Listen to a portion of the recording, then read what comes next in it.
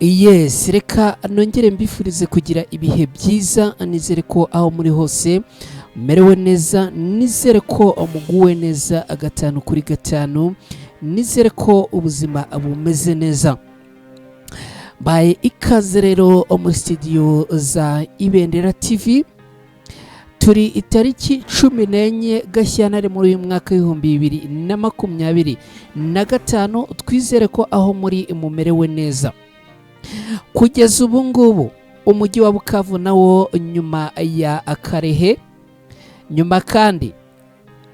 nyuma ya Kavumu ndetse n'ikibuga cy'indege cya Kavumu, kugeza ubu ngubu tuvugana umujyi wa Bukavu nawo umaze kugira gute, umaze kwigarurirwa n'umutwe wa M23. Bukavu kugeza ubu ngubu nayo rwose imaze kugenda igira gute, yigarurirwa n'umutwe wa M23.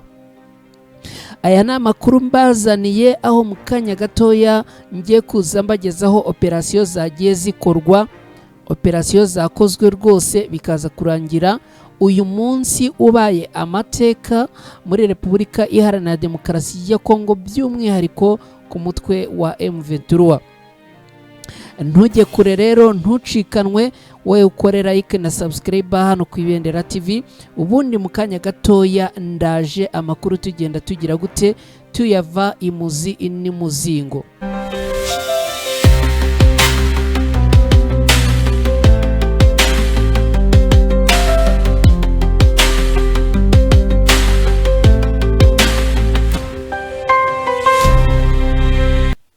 Yes, kugeza ubu ngubu ntabwo ari impuha rwose, nk'uko mwakomeje kugenda bavuga ngo banza ngo ari ibihuha, ngo banza ngo ari imvugo za politike. Kugeza ubu ntabwo ari ibihuha. Umutwe wa M23 umaze kugira gute, umaze kwigarurira umujyi wa Bukavu. Umujyi wa Bukavu umaze kugira gute, umaze kwigarurirwa n'umutwe wa M23. Ibi ngibi rwose ndimo kubabwira mwumve ko ari ukuri, ni ibintu bibaye aka kanya rwose tuvugana. Amakuru atugeraho aravuga ko umutwe wa M23 umaze gufata umujyi wa Bukavu, ikaba igize gute, iwufashe itarwanye. Operasiyo rwose yo gufata umujyi utarwanye ni operasiyo irimo kugenda ikorwa n'umutwe wa M23 gusa, nta handi twari twabyumva kugeza na n'ubu. Muti rero ibi bintu byagenze gute, cyangwa se ibi bintu bigenze gute? Mu masaha yashize y'igicamunsi twabwiye ko umutwe wa M23 wagize gute, wigaruriye Karehe yose ndetse n'ikibuga cy'indege cya Kavumu, ndetse ikanigarurira n'ibice byose bya Kavumu. No kuvuga Kavumu n'ibice byose biwukikije ndetse n'ikibuga cy'indege. Mu minsi ishize kandi nabwo twari twababwiye yuko rwose Karehe nayo yageze gute, yamaze kugenda yigarurirwa n'umutwe wa M23. Uti rero uyu munsi hari hakurikiyeho iki? Hari hakurikiyeho umujyi wa Bukavu. Hari hakurikiyeho umujyi wa Bukavu, ariko mbere gato yo kwinjira muri uyu mujyi wa Bukavu, munyemerere gato tubanze dusubire ku byifatwa rya Kavumu. Kavumu yamaze gufatwa, yafashwa habaye iki? Habaye imirwano ikomeye cyane. Habaye imirwano ikomeye cyane kugeza ubwo M23 yagiye ikora amaoperasiyo atandukanye. General Byamungu akaba ari we wayoboye ifatwa ry'aka gace, ariko bakaba bagiye bagira gute, bahakorera imirwano ikomeye cyane. Nyuma y'uko abatari bakeya mu ngabo za FARDC na Wazalendo ndetse n'abarundi baguye kuri uru rugamba, byabaye ngombwa ko abarundi na FARDC bagira gute, bakizwa n'amaguru, bayabangira ingata, barahunga. Ibi byatumye bageze mu mujyi wa Bukavu, bakurikije ukuntu bari babonye imbaraga umutwe wa M23 ufite, bakurikije ibikoresho bari babonye M23 ifite, babigereranyije n'ibyabo, barebye abasinepa M23 irimo kugenda ikoresha, abarundi bati nta wazabivamo, bayabangira ingata, baravuga bati ntitugiye kugwa ahangaha, tuzagwa mu gihugu cyacu. Rwose bayabangira ingata, burira amakamyo, barirukanka bagera gute, bambuka umupaka basubira iwabo mu gihugu cy'u Burundi. Ubwo hari hasigaye iki? Ku rundi ruhande hari hasigaye abafaridese na wazarendo, bari bakiri aho ngaho bacaracara mu mujyi wa Bukavu.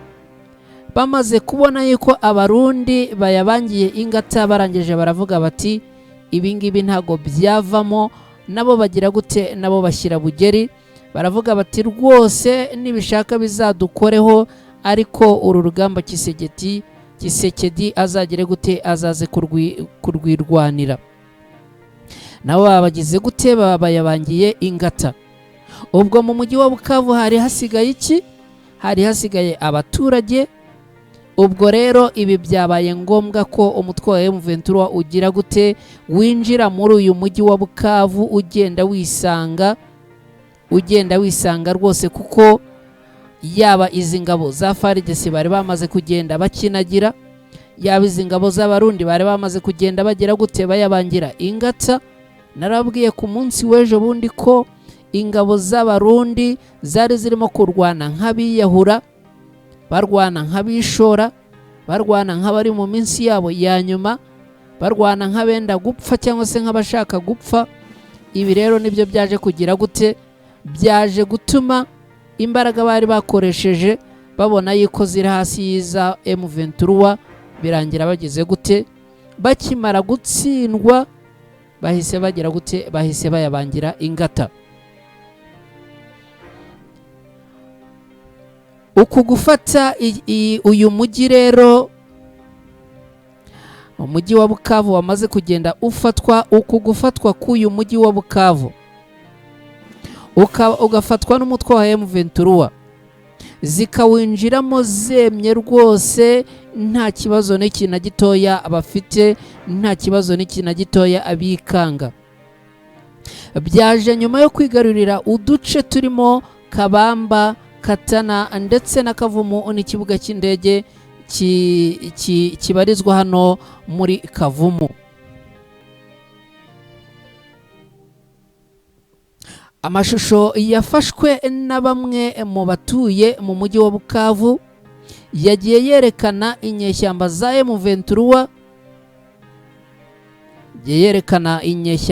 M23, zirimo zigenda zinjira muri uyu mujyi, ziri muri komine Bagira. Gusa amakuru akavuga ko mu masaha ari imbere aribwo zigomba kugenda zigira gute, zinjira ku mugaragaro, ku mugaragaro muri uyu mujyi. Amakuru kandi ahari aravuga ko M23 yageze muri uyu mujyi. Ihuriro ry'ingabo za leta ya Repubulika Iharanira Demokarasi ya Kongo zirimo FARDC, wazarendo n'ingabo z'u Burundi zamaze guhungira ku mupaka wa Kongo n'u Burundi. Amakuru akaba avuga yuko ndetse kugeza ubu ngubu bamwe muri bo bamaze kugenda bagira gute, bayabangira ingata, bambuka bavuga bati ntitugiye kugwa muri iki gihugu, ahubwo turatashye tuzagwa mu gihugu cy'u Burundi. Kugeza ubu ngubu ikinyamakuru Jeune Afrique dukesha iyi nkuru kiravuga ko kuri wa gatanu guverineri w'intara ya Kivu y'Amajyepfo nawe rwose atararimo kubarizwa muri uyu mujyi, kubera ko ngo ku wa kane yahunze, ndetse amakuru akaba avuga yuko kuri ubu nta muyobozi n'uyu n'umwe wo ku ruhande rwa Repubulika Iharanira Demokarasi ya Kongo ukibarizwa muri uyu mujyi wa Bukavu. Uretse gatoya ibi bintu ubanze ubyumve. Kuri uyu wa gatanu tariki 14 Gashyantare muri uyu mwaka w'2025, umutwe wa M23 winjiye mu mujyi wa Bukavu, winjiramo utarwanye, usanga yaba ingabo za FARDC, yaba iz'abarundi, yaba koalisiyo yifatanya na FARDC kurwanya umutwe wa M23, ndetse yaba abayobozi bayoboraga muri uyu mujyi wa Bukavu bo ku ruhande rwa leta ya Kinshasa, nta n'uyu n'umwe urangwa muri uyu mujyi. Ni ukuvuga ngo muri uyu mujyi harimo kugeza ubu ngubu abarwanyi b'umutwe wa M23 ndetse n'abaturage bagiye bagira gute, bagiye bagaragaza guha ikaze uyu mutwe wa M23 ubwo winjiraga muri uyu mujyi, bavuga bati murakaza neza rwose, nimuze natwe mutubohore, twari tumaze iminsi tumerewe nabi. Operasiyo rero yo kwinjira muri uyu mujyi ikaba yagiye iyoborwa nande, General Byamungu, ariko ku isonga hari inde, General Mwenyewe Sultani Makenga. Nkuko nagiye mbibabwira mu bihe bitandukanye, mbabwira nti rwose abagabo b'inkorokoro, abagabo b'inararibonye, bazi gupanga operasiyo, bazi gupanga icyo nakwita urugamba, imirongo y'urugamba bakayihuza neza, ibintu bikavamo. Narababwiye ntaba bose bageze gute, barimanukiye mu gitondo cyangwa se saa sita z'uyu munsi. Nababwiraga ko umugabo bita Sultani Makenga kugeza ubu ngubu ariwe ugize gute, ariwe wiyoboreye urugamba.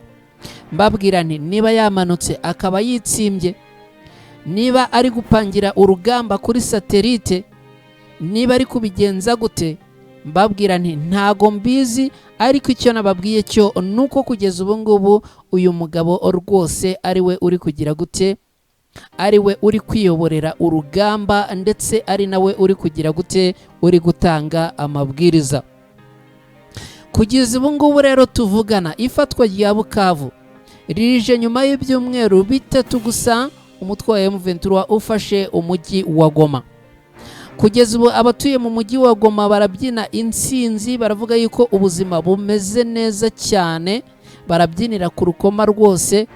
Hanyuma mu minsi mike ishize, abo muri Bukavu nabo bakaba bari bamaze iminsi bagira gute, batakamba, bataka, bavuga bati FARDC na Wazalendo batumereye nabi, barimo kutwiba, barimo kudusahura, ugeze ngo aravuze bakamwica, umugore n'umukobwa bagasambanya, bagafata ku ngufu, bagenda bagira gute, bahamagaza umutwe wa M23 bababwira bati mwokabyara mwe, nimubanguke muze mugire gute, muze mudutabare. Umutwe wa M23 nawo ukababwira uti nyamara ubwo turabumva, turimo kubumva rwose, ntimugire ikibazo, uyu munsi cyangwa ejo turabatahaho, mwebwe mugire gute, mwebwe mudutegereze kandi imwizeye. Mu masaha ya kare nababwiye nti M23 turimo kubona imeze gutya, M23 irimo gupanga urugamba saa 9 saa 10 z'ijoro, saa 10 za mu gitondo, saa 11 rukaba rwambikanye. M23 irimo kugenda ipanga ibyo bise ambushi, abarwanyi ba FARDC na FARDC na Wazalendo bagashiduka, M23 yabagezemo. Ndababwira nti rwose uru rugamba ntago ruraza kugira gute, ntago ruraza gutwara iminota myinshi rwose, umutwe wa M23 utagize gute, utinjiye muri uyu mujyi wa Bukavu. Ibyo nababwiraga rero bikaba byamaze kugenda biba impamo. Ubu tuvugana kuri iyi saha, kuri iyi tariki, abadukurikiye hano ku Ibendera TV, muhaguruke mwakire inkuru mwari mumaze iminsi mutegereje cyane, mwakire ko umutwe wa M23 umaze kwinjira mu mujyi wa Bukavu. Kugeza ubu ngubu tuvugana rwose, ntabwo inkuru ari igihuha, ntabwo akiri ugushakisha, ntabwo bikiri ugukekeranya, ahubwo mwakire inkuru y'ukuri. Umutwe wa M23 tayari mu mujyi wa Bukavu. Muri za mvugo zitandukanye, kugeza ubu ngubu umujyi wa Bukavu wagize gute, wabaye tombe, wabaye libere. Abari Bukavu ubu ngubu barimo kugira gute, barimo kugenda ababyina intsinzi. Nubwo uyu mujyi wa Bukavu rero umaze kugenda ufatwa, ni munyemerere mbabwire yuko inkuru tugeraho none ahangaha ni inkuru iri update rwose yihuta.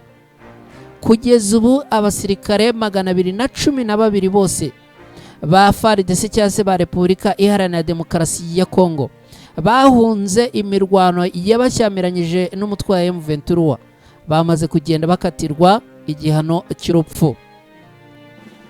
M23 ibabwira iti nimumanike amaboko muze mudusange dufatanyirize hamwe kurwana uru rugamba, dore muri abanyekongo bagenzi bacu bakabyanga ngo bayabangiye ingata barirutse, none bamaze kugira gute, bamaze gukatirwa urwo gupfa. Kugeza ubu ngubu tuvugana, urukiko rukuru rwa gisirikare rwa Bukavu mu ntara ya Kivu y'Amajyepfo muri Repubulika Iharanira Demokarasi ya Kongo rwakatiye abasirikare ba FARDC 212 bose igihano cy'urupfu, rubaca n'ihazabu y'amadolari ibihumbi 200 bazira guhunga urugamba. Bazira guhunga urugamba rwose. Aba basirikare bakaba bamaze kugenda bakatirwa urwo gupfa nyuma yuko batinye umutwe wa M23 bakagira gute, bagashyira bugeri. None dore ibibabayeho, M23 irimo kugenda yimanukira, igenda rwose isanga nta bibazo biri mu nzira. Aba bitwa ngo n'aba FARDC n'abawazarendo bayabangiye ingata, ubwoba bwabishe. None nyuma yo kubigenza gutya, hageretseho no kugira gute no kuba bagiye gukatirwa urwo gupfa. Ubundi mwaba FARDC mwe namwe mwaba wazarendo mwe mwaje mugasanga umutwe wa M23 ko wakomeje kugenda ubahamagara inshuro nyinshi, mukinangira mukanga kumva. M23 kwibabwira iti muri abanyekongo bagenzi bacu, kandi natwe turaharanira inyungu z'abanyekongo, nimuze mwifatanye natwe aho kugira ngo mukomeze mugire gute muturwanye. Habakanga kubyumva, nabo barimo kuvuga ngo bararwanirira, ukabona aribo barimo kugenda babakatira urwo gupfa, ubundi muraza gusigara muri abandi. Kugeza ubu rero tuvugana, aba basirikare bafashwe mu bihe bitandukanye nyuma yo guhunga urugamba bari bahanganyemo n'umutwe witwaje intwaro wa M23 mu ntara ya Kivu y'Amajyepfo. Ibyaha ubushinjacyaha bw'igisirikare cya Repubulika Iharanira Demokarasi ya Kongo cyari kibakurikiranyweho birimo guhunga umwanzi, kwicana, kugerageza kwica no gufata ku ngufu. Twarabibabwiye rwose. Aba basirikare ba FARDC bagenda birara mu baturage hariya muri Bukavu, bagenda basahura, bagenda biba, uwo batsemiya 2, uwo batsemiya 5, bagenda bashyiraho icyo nakwita ko ari ugusoresha, bagenda basakasaka bagira gute, bafata abakobwa n'abagore ku ngufu. None dore ibibabayeho, rwose, bakaba bagiye kugira gute, bagiye kunyongwa nyuma yuko rwose M23 yakomeje kugenda ibahamagara ndetse n'abinginga iti mumanike amaboko muze mudusange mufatanye natwe, ariko bakanga kumva. Nyuma yuko rero ibi bibaye, hari abasirikare 72 bo bamaze kugenda bagirwa bere nyuma yaho bigaragaye ko nta kimenyetso n'iki na kimwe kibahamya icyaha mu byo bari bakurikiranyweho byose. Hari andi makuru ariko atubwira ko abandi basirikare 90 bari kuburanishwa mu rukiko rwa gisirikare rwa Uvira muri Kivu y'Amajyepfo, nabo ngo bakaba bakurikiranyweho ibyaha nk'ibi ngibi byo guhunga umutwe wa M23, kandi nabo ngo ikibategereje n'iki nuko ibi byaha nibibahama bazagera gute, bazakatirwa urwo gupfa.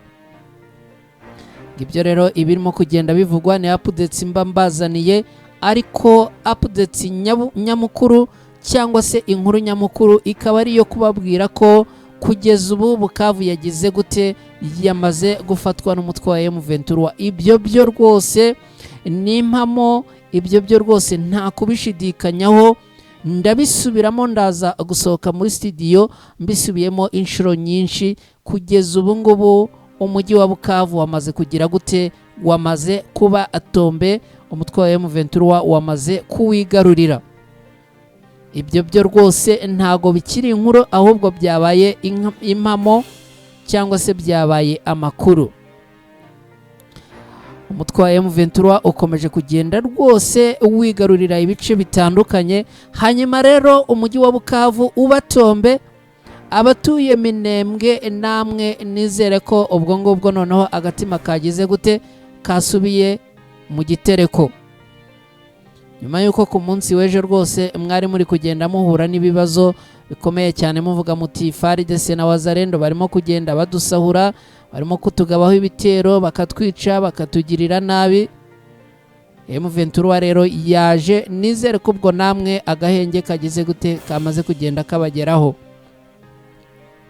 Dore ngizi rwose intare za Sarambwe ziba zigize gute, ziba zimanuka nta mikino, zikora operasiyo nta mikino. Sniper afata ikirindiro cyangwa se ibirindiro, mugenzi we n'abafata ibindi birindiro, bose bagira gute batakira hamwe, umugambi ari umwe, ubundi bagahuriza hamwe. Andi makuru atugeraho rero nayo nababwira aravuga yuko kugeza ubu ngubu muri Repubulika Iharanira Demokarasi ya Kongo havutse ikindi kibazo. Muri Repubulika Iharanira Demokarasi ya Kongo kugeza ubu ngubu havutse ikindi kibazo, aho inyeshyamba za Kodeko zishe mu ijoro rimwe abaturage barenga 80. Ibi nabyo rwose kandi ni ibindi.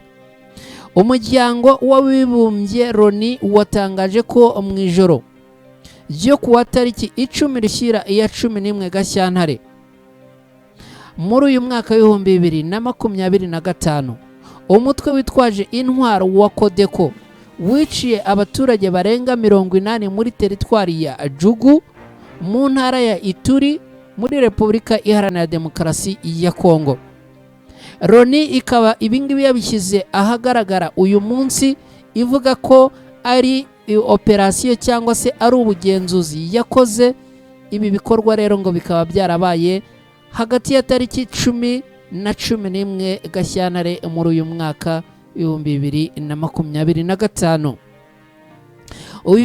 Ubuyobozi bwo muri iyi teritwari bwari buherutse gutangaza ko abiciwe muri iki gitero ari 51 gusa, ariko busobanura ko hari abandi benshi bari bakomeretse, bose ngo nabo muri segiteri ya Jayiba.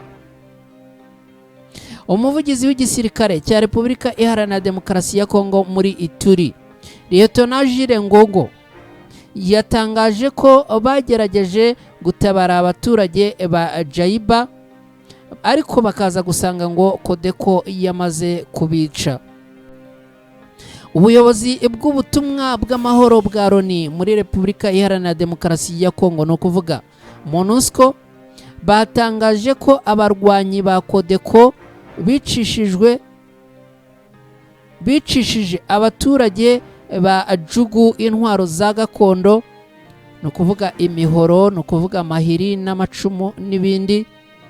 Barangiza kandi ngo bakagira gute bakanatwika inzu zabo abaturage nyuma yo kugenda babica. Nk'uko itangazo ryashyizwe ahagaragara n'ubuyobozi bwa Loni muri iki gihugu cya Repubulika Iharanira Demokarasi ya Kongo, no kuvuga abangaba MONUSCO, ryakomeje ribisobanura rikavuga yuko abasirikare ba MONUSCO bahanganye n'aba barwanye ba Kodeko mu gihe yagabaga iki gitero, ariko ngo ntibashobora kurokora aba abaturage. Wenda abantu benshi bajya bakunda kwibaza ibya MONUSCO, nabo rwose ugasanga birayoberana, aho MONUSCO ivuga ko yahanganye n'aba barwanye ba Kodeko, ariko bikananirana kugeza ubwo abaturage 80 bose bishwe. Ibi nabyo rwose nibyo kwibazwaho. Sinzi uwahoze atanga igitekerezo kare agenda avuga ati aba ba MONUSCO baba bari aho ngaho wagira ngo ni nk'ikimenyetso gusa, cyangwa se idarapo nduzi ko ibendera ryo ari ryo kubahwa. Hanyuma rero aba ba MONUSCO basobanuye ko nyuma y'iki gitero ngo bashyize ibigo 2 by'agateganyo by'ingabo zabo muri Jayiba, by'umwihariko ahari inkambi z'impunzi, kugira ngo zibarindire umutekano.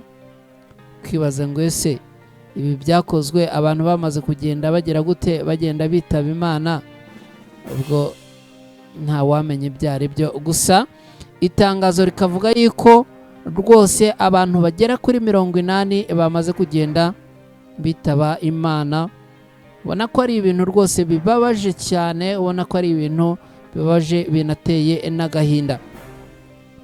Hanyuma rero inshuti bavandimwe mudukurikiye hano ku Ibendera TV, ni munyemerere nongere mbabwire yuko aka kanya tuvugana umutwe wa M23 tayari wamaze kugenda wigarurira umujyi wa Bukavu. Ni nyuma yuko bakubutse muri Kavumu yose bageze gute bayifashe, ndetse n'ikibuga cy'indege bamaze kugenda bagikaba. Operasiyo zikomeye cyane bagiye bagaba hariya, operasiyo itunguranye kandi itangaje yo gufata umujyi wa Bukavu. Ikaba ari uko uyu mujyi bawinjiyemo bemye kubera ko nta mirwano yahabereye, kuko FARDC, Wazalendo, Coalition bafatanyiriza hamwe kurwanya umutwe wa M23 b'Abarundi n'iki byose ngo bari bamaze kugira gute, bari bamaze guhunga bagenda abayabangira ingata. M23 rero yatambutse yisanga rwose nta kibazo n'iki na gitoya, ntacyo yikanga.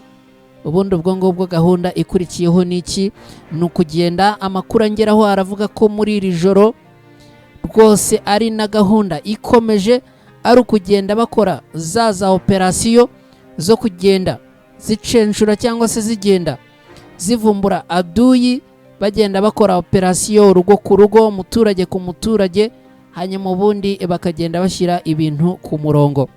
Tayari rero rwose ubu ngubu tuvugana umujyi wa Bukavu wamaze kugenda ugira gute, amaze kugenda wigarurirwa n'umutwe wa M23. Ngibyo uko bimeze, ngayo nguko abadukurikiye hano ku Ibendera TV, ngibyo uko ibintu bimeze, ngibyo uko ibintu bihagaze rwose. Mwizere kandi mwakire ko umujyi wa Bukavu wamaze kugenda ugira gute. Ubu tuvugana M23 yamaze kuwigarurira. Ngibyo nguko uko byifashe magingo aya ngaya. Intare za Sarambwe zirimo gukontorora uyu mujyi wa Bukavu, zirimo gukontorora n'ibindi bice byinshi binyuranye rwose, nyuma yuko bakomeje kugenda bagaragaza imbaraga nyinshi kandi zikomeye mu byo bakora, mu maoperasiyo bakora, bakagenda bagaragaza ko ibyo barimo babizi, bakagenda bagaragaza ko icyo barimo gukora rwose ari ibintu baba bateguye. Mbibutse ko izi ngabo zinjiye muri Bukavu ndetse zagiye kubohoza uyu mujyi ziyobowe ku isonga ndamwenyewe General Sultani Makenga. Sultani Makenga arimo kugenda atanga amabwiriza, General Byamungu arimo kugenda atanga amabwiriza, n'aba koroneri bose nagiye mbabwira barimo Koroneri Gakufe. Hanyuma ubundi kandi ikindi cyoroshye,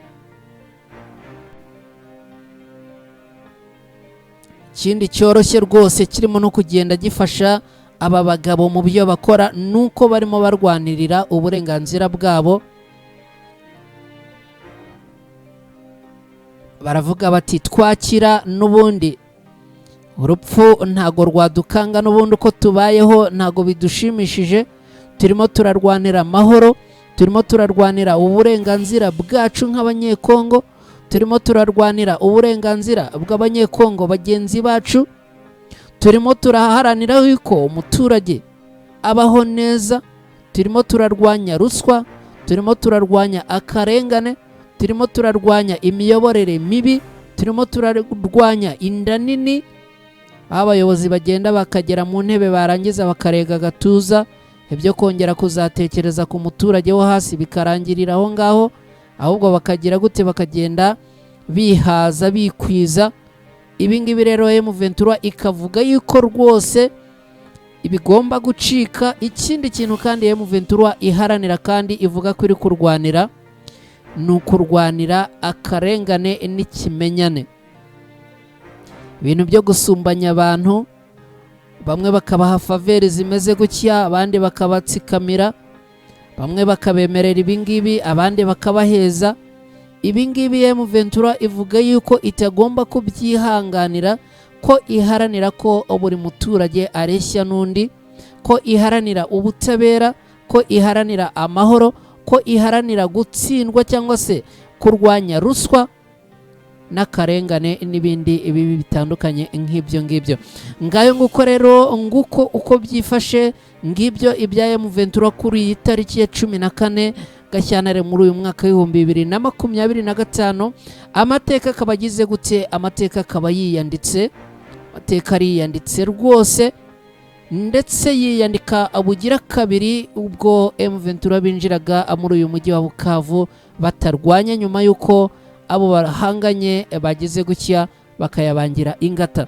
Nshuti bakunzi bacu mudukurikiye rero, ni munyemerere mbashimire cyane mubana natwe umunsi ku munsi, mbibutsa gukora like, mbibutsa gukora subscribe, mbibutsa kandi kugenda mutumira bagenzi banyu, inshuti zanyu, ubundi mukaza hano ku Ibendera TV mukahasanga amakuru agize gute, amakuru yizewe atariho ivumbi, ubundi tukagenda adusangira amakuru. Hanyuma rero wowe wakoze subscribe, ndakwibutsa no gukora kuri ako kantu ka notification, ubundi ibintu bikaba sawa cyane. Ndagushimiye rero, ngaho mugire amahoro n'amahirwe, Imana igire gute, Imana ibarinde. Makuru ku Ibendera TV n'ibiganiro ku Ibendera TV na kazaza.